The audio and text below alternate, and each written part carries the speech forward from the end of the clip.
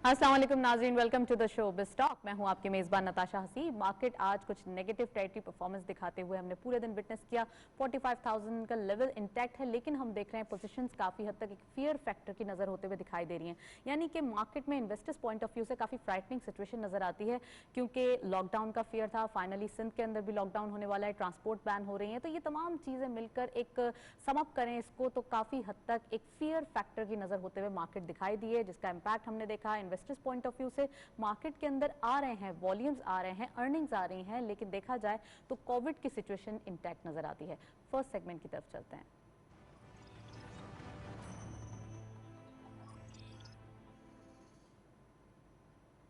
Let's have a look on daily highlights. आज की market की परफॉर्मेंस देखते चलते हैं।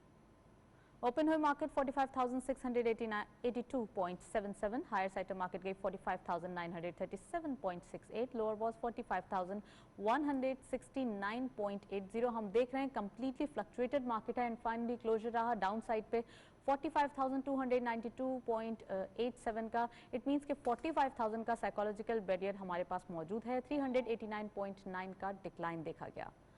टर्नओवर में करंटली मार्केट ने 366.80 मिलियन शेयर्स ट्रेड किए हैं। कल के मुकाबले में डिक्लाइन नजर आता है 42.25 मिलियन शेयर्स का। एंड वैल्यू रही आज वैल्यू वाइज भी अगर हम देखें काम अच्छा होता हुआ दिखाई दिया है 17.32 बिलियन रुपीस।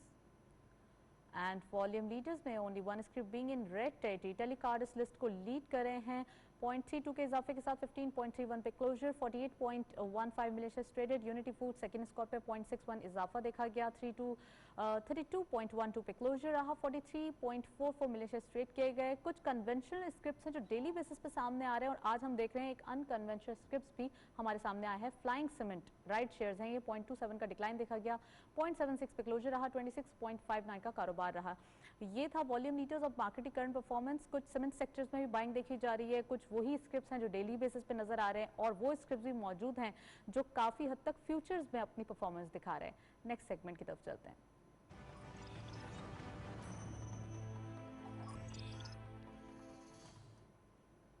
आज हम जो टॉपिक्स सिलेक्ट कर रहे हैं प्रोग्राम के अंदर डिस्कशन करने के लिए, वो ऑब्वियसली थर्ड वेव कोरोना की चल रही है तो उसके ऊपर बात करेंगे, एक्सपोर्ट पॉइंट ऑफ व्यू से बात करेंगे और इकोनॉमिक ग्रोथ क्या चल रही है। आप ये रिपोर्ट देखें फिर वापस आते हैं। पूरी दुनिया इस वक्त मुआशी गिरावट और तनाजुरी का शिकार है, जिसकी वजह कोई और नहीं बल्कि वो जानलेवा वबा है जिसने कमोबेश दुनिया भर में किसी को भी अपने शर से महफूज नहीं छोड़ा। इस वक्त पाकिस्तान समेत दुनिया भर को कोरोना वायरस का एक मर्तबा फिर शिद्दत से सामना है। अभी कौम कोरोना की दूसरी लहर से ही निमदाजमा थी कि तिब्बी माहिरीन तीसरी लहर के बारे में आगाह कर रहे हैं। हुकूमत ने मुल्की मईशत को सहारा देने और आम आदमी की मुश्किलात को कम करने की गर्ज से पाबंदियां उठाई थी। शायद इसीलिए पाकिस्तान की पैदावारी सलाहियत को इस कोरोना ने उस हद तक कमजोर नहीं किया जितना कि खदशा जाहिर किया जा रहा था। कोरोना वायरस के बहरान के दौरान दुनिया भर की तरह पाकिस्तान की मईशत भी दबाव का शिकार रही। इस वक्त टेक्सटाइल सेक्टर ही वो वाहिद सेक्टर है जिसमें अरबों डॉलर बरामदात की मद में हासिल किए जा रहे हैं। हम कॉटन प्रोड्यूसिंग मुल्क हैं। कॉटन से यार्न और फिर कपड़ा बनता है और कपड़े से गारमेंट्स। माजी में हमारे मुल्क का अलमिया ये रहा कि हमने गलत पॉलिसीज की तसलसल से बेतहाशा नुकसान उठाया। पाकिस्तान की मुआशी बका टेक्सटाइल से है। वाज़ेह रहे कि पीटीआई की हुकूमत का मंशूर था कि एसएमई सेक्टर्स को मराहत दी जाएंगी और उन्हें अपने पांव पर खड़ा किया जाएगा। ऐसे में मजीद बड़े ब्रांड्स अपनी गारमेंट्स मसनूआत की तैयारी के लिए पाकिस्तान का रुख कर रहे हैं, जिसकी वजह से अब और भी भरपूर अंदाज में पाकिस्तान को ऑर्डर्स मिलेंगे, जिससे ज़र मुबादला में इस्तेहकाम समेत कई दीगर फवायद भी हासिल हुए हैं। और अब मजीद हौसला अफजा बात यह है कि हमारे एक्सपोर्ट में मजीद इजाफा देखने में आया है। एग्जैक्टली हौसला अफजा बात यह है कि एक्सपोर्ट्स में मजीद इजाफा देखा जा रहा है। इन तमाम चीज़ों पर बात करने के लिए स्टूडियो में हमारे साथ गेस्ट मौजूद हैं, उनको वेलकम करते हैं। हमारे साथ मौजूद हैं महमूद अहमद खान साहब। आप सन बिल्डर एंड डेवलपर हैं, गवादर में आपका बहुत नाम है। कल हमारे लिए खुसूसी हमारे प्रोग्राम के लिए वापस भी आए हैं, शुक्रिया सर आपकी मौजूदगी का। और हमारे साथ मौजूद हैं मोहम्मद आसिफ शमीम साहब, डॉक्टर साहब मौजूद हैं। आप प्रोफेसर भी हैं, पढ़ाते भी हैं, इकोनॉमिस्ट भी हैं। Welcome to the show sir. सबसे पहले प्रोग्राम का बाकायदा आगाज़ करते हैं महमूद साहब आपसे।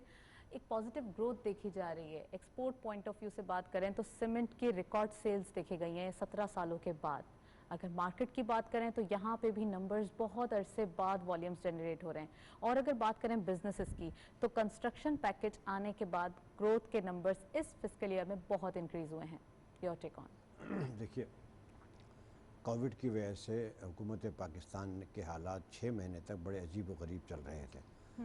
इमरान खान की गवर्नमेंट ने आबाद के साथ जो है ना एक पैकेज बनाने के बाद दिया, ये जो कंस्ट्रक्शन का पैकेज जिसको कहते हैं। यही वजह है कि आपको सीमेंट में, आयरन में जो ग्रोथ नज़र आ रही है, उसकी वजह सिर्फ यही है कि अगर ये पैकेज दिया गया है तो इस पैकेज के बाद आपको पता है इसके 70 अलाइड इंडस्ट्रीज़ में और सब कुछ है, जहाँ पे जाने के बाद आपके लेबर को जो है ना बहुत कुछ मिल जाता है, सीमेंट को, सरिये को, लोहे को, और उसके बाद आपकी कंस्ट्रक्शन की जितनी भी चीज़ें हैं उसमें आ जाती हैं, वो आ जाती हैं। यही वजह है कि ये कंस्ट्रक्शन के बाद अब इसकी ग्रोथ अब ज़्यादा बढ़नी शुरू हो गई है। ये क्रेडिट गोज़ टू इस गवर्नमेंट के कोविड के बावजूद इन्होंने इतना अच्छा पैकेज दिया, फिर उस पैकेज को सारे बिल्डर्स ने अवेल करना शुरू कर दिया और उसके अंदर डेट भी एक्सटेंड कर दी गई। तो मेनली वजह ये थी कि गवर्नमेंट ऑफ पाकिस्तान ने कोविड के बावजूद इसके ऊपर बड़ा काम किया। बल्कि अब तो ये और आगे जाइए कि इंडस्ट्री के लोग भी कह रहे हैं कि अब ये आपने जो पैकेज आपने इसमें दिया है, इन लोगों को दिया, वो इंडस्ट्री के लिए पैकेज दिया है। इंडस्ट्रीज के लिए भी कोई पैकेज आना चाहिए ताकि ग्रोथ को मुमकिन बनाया जा सके। आसिफ साहब, आपसे भी पूछना चाहूँगी इंट्रो कमेंट। सबसे पहले ये बताइए कि एक लॉकडाउन का फियर बहुत देखा जा रहा है। कोविड तो है अपनी जगह, लेकिन उसका फियर बहुत ज़्यादा मौजूद है। इसी वजह से जो बिजनेसेस हैं और तमाम चीज़ें हैं वो फ्लरिश नहीं कर पा रही। और अगर हम बात करें अभी की एजुकेशन पॉइंट ऑफ व्यू से, तो वहाँ भी बहुत बुरा हाल है। क्या कहेंगे? बिस्मिल्लाहिर्रहमानिर्रहीम। शुक्रिया। देखें, ये जो सूरत हाल है सिर्फ पाकिस्तान में नहीं है, अगर आप ग्लोबली देखें तो ग्लोबली बहुत बुरे हालात चल रहे हैं। हमारा पड़ोसी मुल्क है इंडिया से हमें सबक सीखना चाहिए कि वहाँ जो हालात हैं, अबतर हालात हैं, लोग सड़कों पे मर रहे हैं। और हमारी गवर्नमेंट की जो दूरंदेशी है और जो एक काविश है कि काविश हमें और आपको, अगर मास्क पहनाया जा रहा है तो हमें और आपको, हमारी और आपकी ज़िंदगी को बचाने के लिए मास्क पहनाया जा रहा है, ठीक है, इकोनॉमी को बचाने के लिए मास्क पहनाया जा रहा है। हम और आप अगर सेहतमंद होंगे तो हम काम भी करेंगे और मुआशरत भी चलेगी। दूसरी बात ये आती है कि सिर्फ पाकिस्तान के अलावा अगर ग्लोबल लॉस देखें तो कोविड की वजह से मोर देन $8 ट्रिलियन का GDP लॉस हुआ है ओवरऑल। तो पाकिस्तान में फिर भी पाकिस्तान के जो हमारे जो मौजूदा हुक्मरानों की जो हिकमत अमली थी, उससे हम उस लॉस को काफ़ी हद तक कंट्रोल किया। हमारे GDP ग्रोथ अगर देखें तो माइनस, स्टार्ट में उन्होंने स्मार्ट लॉकडाउन की पॉलिसी को बताया गया। तो आप समझते हैं जो थर्ड वेव आ रही है इसके अंदर भी स्मार्ट लॉकडाउन की पॉलिसी होनी चाहिए, या फिर ये जो मुकम्मल लॉकडाउन है, क्योंकि लोग समझ नहीं रहे हैं? एग्जैक्टली। देखिए, हम दूसरों के मुकाबले हमारी मुआशी इंफ्रास्ट्रक्चर काफ़ी डिफरेंट है, ठीक है। अभी भी देखें तकरीबन 9 करोड़ अफराद जो है गुर्बत की लकीर से नीचे हैं। हम लेबर इंटेंसिव इकोनॉमी है। तमाम चीज़ों को देखते हुए हमें सडनली अगर हम कंप्लीट लॉकडाउन की तरफ जाते हैं तो इससे एक मजीद हाइप क्रिएट होगा और हमारे इकोनॉमी में एक जो डिस्टर्बेंस क्रिएट होगी वो कंट्रोलेबल नहीं होगा। तो तरीक़ेकार यही है कि आप ग्रेजुअली मूव करें और होपफुली के स्मार्ट लॉकडाउन से उन इलाकों में, देखें स्ट्रेटजी बहुत ज़बरदस्त है, उन इलाकों में जहां कोविड के असरात रेशो ज़्यादा हैं, ठीक है, तो उन इलाकों को वो स्मार्ट लॉकडाउन या कंप्लीट लॉकडाउन की तरफ जा रहे हैं और करना भी सही चाहिए, बाकी ताकि मुआशरत का पहिया भी चलता रहे और हम इस वबा से जो है काफ़ी हद तक बच सकें। तो ये स्ट्रेटजी से मुझे बिल्कुल मैं मुतमईन हूँ। और दूसरी बात यह है कि यूनिवर्सिटीज़ देखें, ग्रेजुअली यूनिवर्सिटीज़ को ऑन किया इन्होंने, अल्हम्दुलिल्लाह काफ़ी हद तक काम चल रहा था। आज भी मुख्तलिफ यूनिवर्सिटीज़ में पेपर चल रहे हैं, लेकिन जैसे ही इन्होंने अनाउंस किया कि देखा कि नहीं अब चीज़ें हमारे कंट्रोल से बाहर हो सकती हैं और इसके इम्पैक्ट ज़्यादा, कोई वर्स्ट सूरत हाल ना हो जाए उससे बचने के लिए। एग्जैक्टली। तो उन सूरत हाल से बचने के लिए अब इन्होंने स्मार्ट लॉकडाउन की तरफ गए, यूनिवर्सिटीज़ को कम्प्लीटली क्लोज कर दिया है और वो इंस्टीट्यूशन जो हमारी इकोनॉमी के लिए ज़रूरी हैं उनको आप बंद कर ही नहीं सकते। देखिए, अगर आप कहते हैं कि दुकान खुली रहे, दुकान पे सामान मौजूद रहे, तो दुकान पे सामान आएगा कहां से? प्रोड्यूस होगा तो आएगा ना। अगर आप कंप्लीट लॉकडाउन पे चले जाएंगे, इंडस्ट्री बंद हो जाएगी, तो दुकान पे सामान कहां से आएगा? पूरा सप्लाई चेन मुतासिर हो जाएगा। तो ये स्ट्रेटजी अच्छी है, smart lockdown. I would appreciate the strategy of the government. Right. Mahmood साहब, कोरोना की थर्ड वेव है, तो आपका क्या इस पे कमेंट होगा कि जो स्मार्ट लॉकडाउन की पॉलिसीज पहले अपनाई गई वो काफ़ी ज़बरदस्त रिजल्ट हमने देखा उसका आया, लेकिन अभी अगर हम बात करें तो फुली लॉकडाउन की तरफ जाया जा रहा है, क्योंकि अब की बार जो सूरत हाल है वो बहुत ज़्यादा वर्स्ट है। अमित, हमारे पास वैक्सीनेशन भी मौजूद है। देखिए, सबसे बड़ी अहम बात यह कि पूरी दुनिया ने आपके स्मार्ट लॉकडाउन को बहुत सराहा। आपके यहाँ वो केसेस नहीं हो सके जो पूरी दुनिया में हो। तो ये पॉलिसी मौजूदा गवर्नमेंट की स्मार्ट लॉकडाउन की बहुत अच्छी थी। और अब भी अगर इस लहर को हमारे यहाँ बदनसीबी ये है कि हम इसकी अहमियत को अभी तक नहीं समझ रहे और हमारे आम लोग कहीं भी अपने इस मास्क में पहने नज़र नहीं आते। जो इसके अंदर SOPs हैं उनका ख्याल नहीं रखा जाता। पूरी दुनिया में कि जो हालात हैं, इंडिया को देख लें, अमेरिका को देख लें, कनाडा को देख लें, दुबई, अब तो वो तमाम सऊदी अरब को देख लें, उन्होंने सबने बंद कर दिया। हाँ, और वो सब के पास फाइनेंशियली भी तमाम कोई प्रॉब्लम नहीं है। इस मुल्क में फाइनेंशियली प्रॉब्लम भी है ना, जो पिछले बहुत अरसे से 40-50 साल चली है। लेकिन उसके बावजूद हमारे आम लोगों को ये चाहिए, उस बात का एहसास करें कि आने वाला वक्त कितना ख़तरनाक है। तो ये थर्ड वेव बेइंतहा ख़तरनाक है, लेकिन बदनसीबी ये कि मुल्क आवाम जो है ना इस बात को समझने को तैयार नहीं है। अब किराया सिंध के अंदर भी जो है ना बहुत जल्दी, शायद आज या कल के अंदर ये अनाउंसमेंट हो गया है कल कि फ़ौज को बुलाया जा रहा है। तो क्या ज़रूरत पड़ी है कि मुझे फ़ौज को बुलाने की ज़रूरत पड़ी है?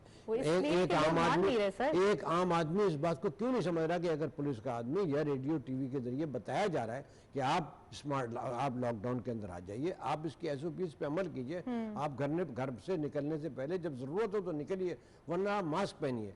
हम वो चीज़ें करने को तैयार ही नहीं है। देखिए पिछले दोनों दौर इस मुल्क के बहुत अच्छे गुजरे, लेकिन आने वाले दौर के लिए जो थर्ड वेव आई है बड़ी ख़तरनाक है, और इसको हमें इस बात को एहसास करना चाहिए। अब इन्होंने एजुकेशन सेंटर्स आहिस्ता आहिस्ता मजबूरन बंद किए, कुछ एग्ज़ाम्स भी ये ले रहे हैं, उन पॉलिसीज़ को इख्तियार जा रहा है कि वरना यहाँ पे तो लोगों के लिए बड़ा मसला हो जाएगा कि हमारी इकनॉमी में वो गरीब आदमी वो किस तरीके से अपना गुजारा करेगा। लेकिन अब क्यों किया जा रहा है कि लोगों को एहसास दिलाने के लिए। मैं भी लोगों से अपील करूंगा कि आप सब लोगों को मुझ समेत इस बात के लिए आगे बढ़ना चाहिए कि हमें एक दूसरे को समझाने की भी जरूरत है। अच्छा, इस वक्त जरूरत है कि आम आदमी इसको समझने को तैयार नहीं है। अच्छा, आम दुकानदार सर हमारे पास वैक्सीनेशन भी मौजूद है और 60 साल की उम्र के जो अफराद हैं उन्होंने भी वैक्सीनेशन करवा ली है, तो क्या आपने करवा ली है? नहीं, मैंने अभी तक नहीं कराई, इसलिए कि मैं कराची में नहीं था, मैं गवादर में था। 60 साल के नहीं? नहीं, मैं 60 साल से अभी तक हो जाऊंगा तो जरूर कराऊंगा। नहीं, मैं गवादर में था और रात ही को पहुंचा हूँ आप लोगों की वजह से। मेरा ख्याल है कल जो है ना हमारे यहाँ हो रही है, तो हम कल या कराएंगे अपनी पूरी फैमिली के साथ। बाकी मेरी फैमिली ने करा ली है, मेरे दोस्त अहबाब ने भी सबने मेजोरिटी में करा ली है, लेकिन मैं नहीं करा सका। उसकी वजह ये थी कि मैं कराची में नहीं था पिछले 10-12-15 लेकिन अब आप वैक्सीन करवाने वाले हैं। और मैं लोगों से भी अपील करूंगा कि आप लोगों को लगवा लेना चाहिए। पूरी दुनिया में लगवाई जा रही है, हमारे यहाँ फैसिलिटीज है नहीं मौजूद, तो हम क्यों नहीं कर रहे हैं? और अब तक तो 40 साल की उम्र के अफराद के लिए भी रजिस्ट्रेशन जो है वो ऑन कर दी गई है कि वो रजिस्टर करवाएं, वैक्सीनेशन करवाएं और अपने करीबी जगह से, करीबी हॉस्पिटल से वैक्सीनेशन करवाएं। ये सेफ है और ये हमें मौत से दूर रखती है। ये डेडली डिजीज है कोरोना और कोविड। मैं चाहूंगी कि हमारे साथ जो गेस्ट मौजूद हैं वो भी ये मैसेज दें और आप उनके जरिए समझें कि वैक्सीनेशन करवाना भी जरूरी है और कोरोना से बचना भी जरूरी है, मास्क पहनना भी जरूरी है, सैनिटाइज करें अपने हाथों को और महफूज रहें। जी महमूद साहब, चीज जरूरी है कि लोगों को गैर जरूरी घर से बाहर नहीं निकलना चाहिए, अपने घरों में रहें। जो बहुत ही ज्यादा जरूरी है उस वक्त निकलें और उस टाइम को कम से कम तौर पे इस्तेमाल करके वापस आ जाएं। लेकिन हमारे यहाँ क्या है, आप रात को देख लीजिए, मगरिब के अभी इफ्तार के बाद इस शहर कराची के अंदर देख लें, जगह जगह जो है लोग होटलों पे चाय पी रहे हैं, 100-100, 200-200, 400, 500 लोग बैठे हुए।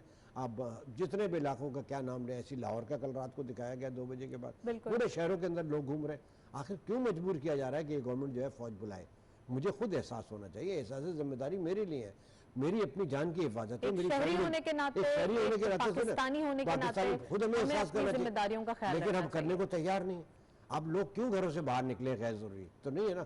आप देखिए इन्होंने शहरी के बाद अभी जो कहा है कि ये हम अफ्तार से 6 बजे से लेकर शहरी तक का टाइम लगेगा, लेकिन इसी पीरियड में लोग निकल रहे हैं 400-400, 500-500। आप तमाम होटलों पे चले, लास्ट भी रमजान और लास्ट ईयर जब दिखाई दे रहा था, बिल्कुल मैं अपील करूंगा लोगों से कि लोग गैर जरूरी तौर पे ना निकलें और इस थर्ड लेयर को की अहमियत को समझें।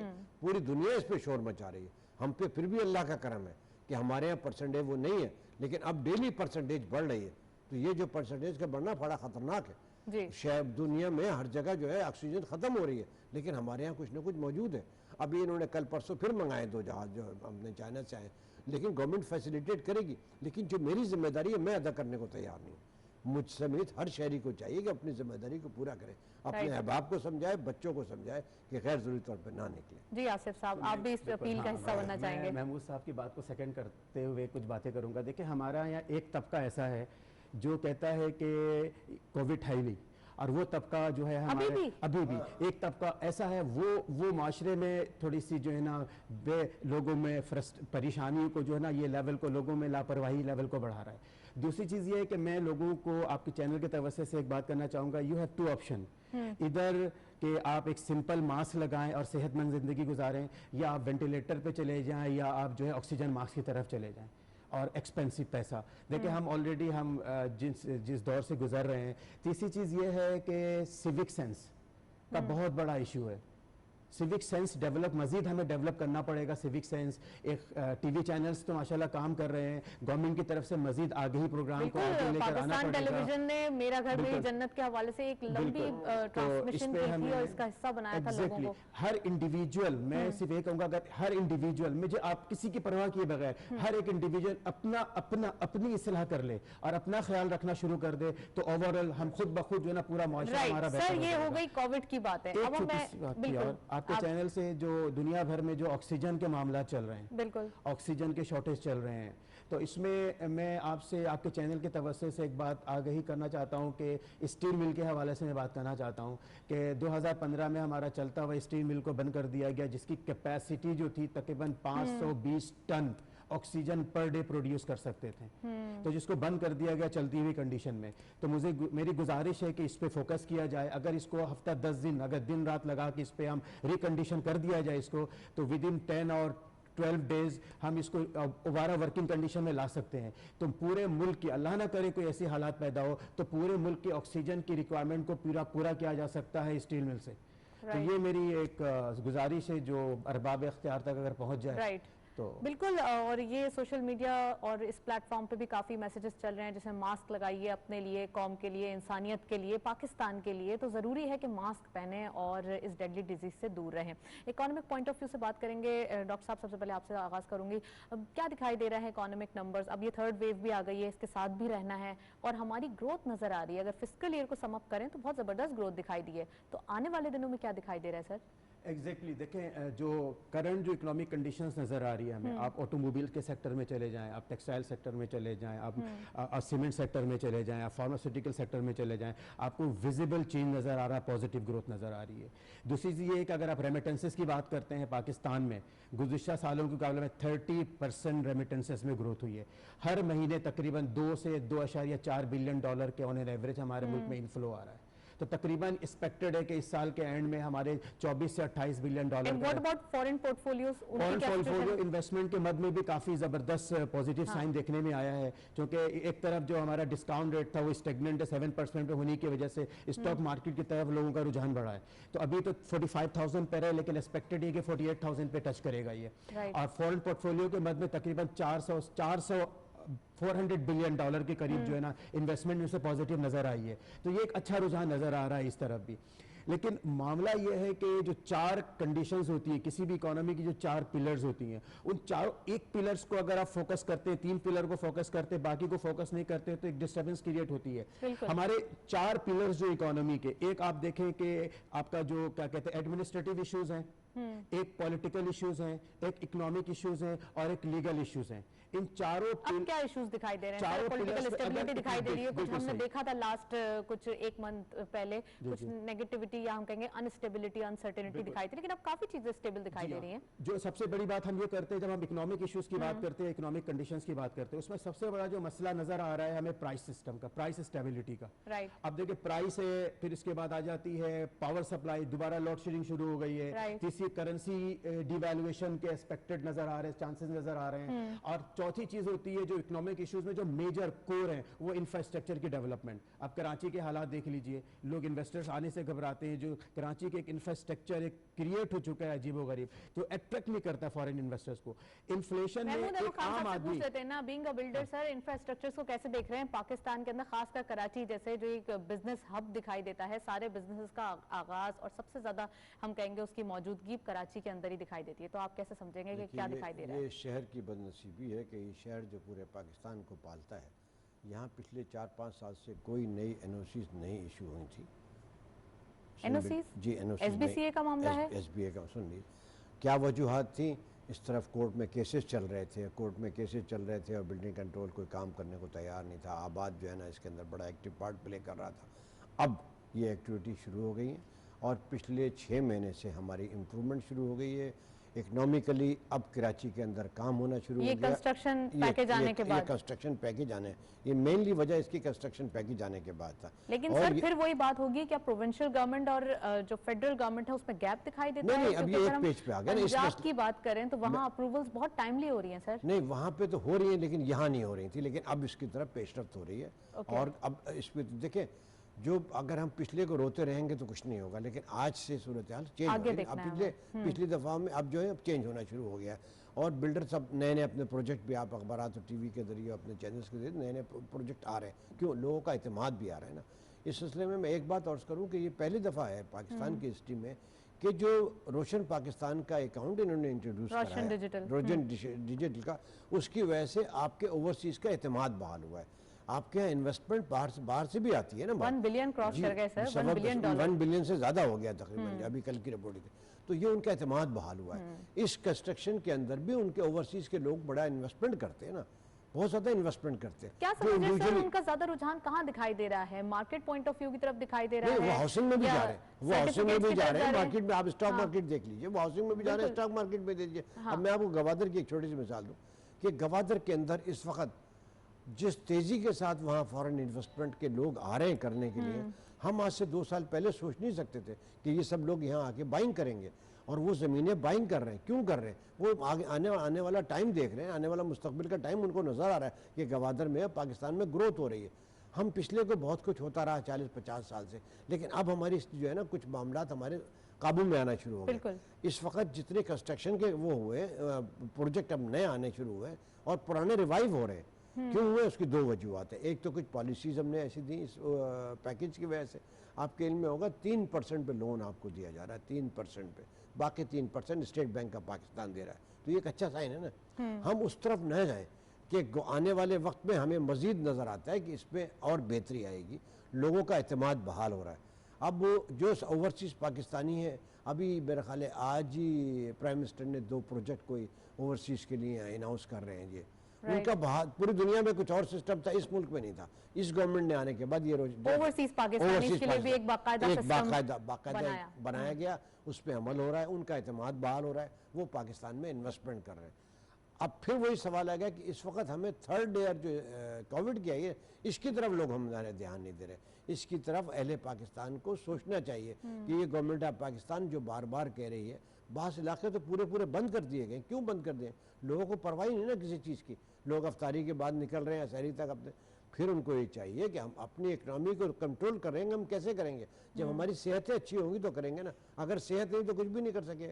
बदनसीबी यही कि हमारे पाकिस्तान में लोग इस बात का, बहुत सारे लोग तो मजाक उड़ाते हैं कि है क्या कोविड। सर आप समझते हैं कि जो थर्ड वेव आई है तो जो एक्टिविटी है, कंस्ट्रक्शन एक्टिविटी, वो बंद नहीं होगी? वो वैसे ही चलती रहेगी। जो हाँ जहाँ इन्होंने कदगन लगाई है गवर्नमेंट ऑफ पाकिस्तान ने, उसको एक टाइम फ्रेम किया जाएगा। हो सकता है कुछ अदारे सुबह काम करें, हो सकता है कुछ बिल्डर जो है वो रात को काम करें, इसलिए कि जो उनके बिल्डर्स के काम रुके तो अब बिल्डर्स आ रहे हैं, वो टाइम फ्रेम देखा जाएगा कि दोपहर में किया जाए, रात में किया जाए, उसको फ्रेमिंग की जा रही है। और सारे बिल्डर्स जो है ना पाकिस्तान के, कराची, लाहौर, इस्लामाबाद, पेशावर, वो सारे ने इस लोन से फ़ायदा उठा रहे हैं। मैं बड़े बिल्डर्स को जानता हूं जो। बिल्कुल सर, मैं इसके बारे में, सोसाइटीज़ के बारे में पूछूंगी, लेकिन पहले मैं चाहती हूँ मैं करेंसी के बारे में बात करूँ। आसिफ साहब, करेंसी के जो सिचुएशन है वो एप्रिसिएशन की तरफ जा रही है, रुपये अप्रिशिएट कर रहा है। 2-4 दिन से हम देख रहे हैं कुछ यहाँ पे डेप्रिसिएशन हो रही है, लेकिन 153 के अराउंड ही घूम रहा है रुपया। कहाँ आप देख रहे हैं आप फर्दर?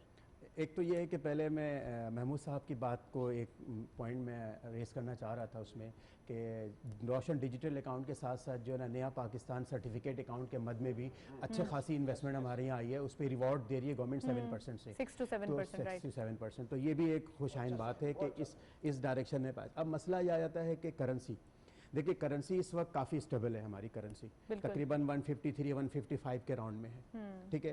तो अब ये करेंसी स्टेबल, और ये जो पॉलिसी मेकर्स हैं, इकोनॉमिस्ट जो देख रहे थे, तो ये this is what the bottom, ये बॉटम है।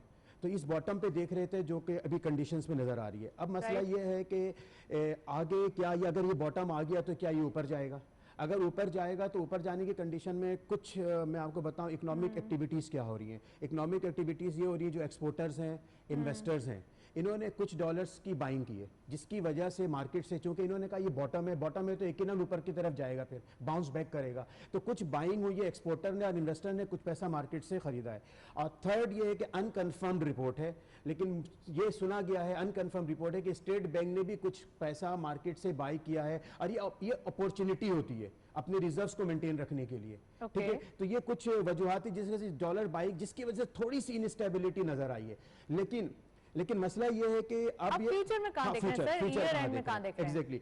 अब एक कंडीशन में यार आपको बताता हूं कि डॉलर यहाँ पे मुस्तहकम हुआ कैसे। मुस्तहकम होने की 3-4 रीजंस थी। आप देखिए कि हमारा करंट अकाउंट सरप्लस हुआ, हमारे एक्सपोर्ट्स 10% से बढ़ गए, तीसरा ये कि हमारा रेमिटेंसेज आया, फिर एफएटीएफ की कंडीशनलिटीज को पूरा करने के लिए गवर्नमेंट ने ये किया कि जनाब हवाला हुंडी के खिलाफ क्रैकडाउन किया, जिसकी वजह से जो आरडीए हमारे पास रास्त मौजूद है, इंस्टेंट पेमेंट सिस्टम, उसकी वजह से जो ना थ्रू प्रॉपर चैनल जो ना पैसा आना शुरू होता है, ये ओवरऑल जो है हमारी इकोनॉमी में रिजर्व्स कम है, जो कि लेवल बढ़ा, जिसकी वजह से करेंसी स्टेबल हो गई।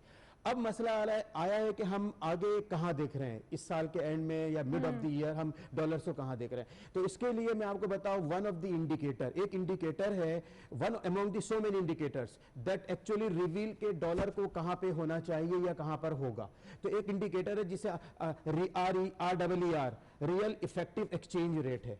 अगर आप रियल इफेक्टिव एक्सचेंज रेट की वैल्यू को देखें, अगर मैं माजी थोड़ा सा आपको बताऊं तो आपको अंदाजा हो जाएगा कि फ्यूचर क्या होगा इसका। माजी में अगर 2020 नवंबर के अराउंड हम जाते हैं तो वहां पे RER की वैल्यू तकरीबन 99 थी, जो कि हमारे फ्री फ्लोट दिखाई देता है, जिसका इंपैक्ट आप समझ रहे हैं कि ये जाएगा ऊपर, ये थोड़ा सा ऊपर जाएगा। जो कि इसकी वजह ये कितना ऊपर जाएगा, ये तकरीबन मैं आपको ही बताना चाह रहा हूँ कि जो हमारी RER की वैल्यू जो हम निकालते हैं, इंडेक्सिंग करते हैं, 37 हमारे ट्रेडिंग पार्टनर्स हैं, उनके जो है ना हम एक इंडेक्सिंग करते हैं। उस इंडेक्सिंग के हिसाब से 2020 में जो था ये तकरीबन जब 99 पे था, फेयर वैल्यू है 100, फेयर वैल्यू इसकी इंडेक्सिंग की 100 होती बेस ईयर पे, तो 99 पे थी। उस वक्त हमारा डॉलर जो था तकरीबन 158 का था। उसके बाद जब ये नीचे आया 91 पर आया तो हमारी जो करेंसी थी 167-69 के दरमियान फ्लक्चुएट कर रही थी। फिर अगर और माजी में चले जाए तो जब ये RER की वैल्यू जो थी ये तकरीबन 125 के करीब थी, तो हमारी करेंसी 105 की थी। तो अगर अभी जो IMF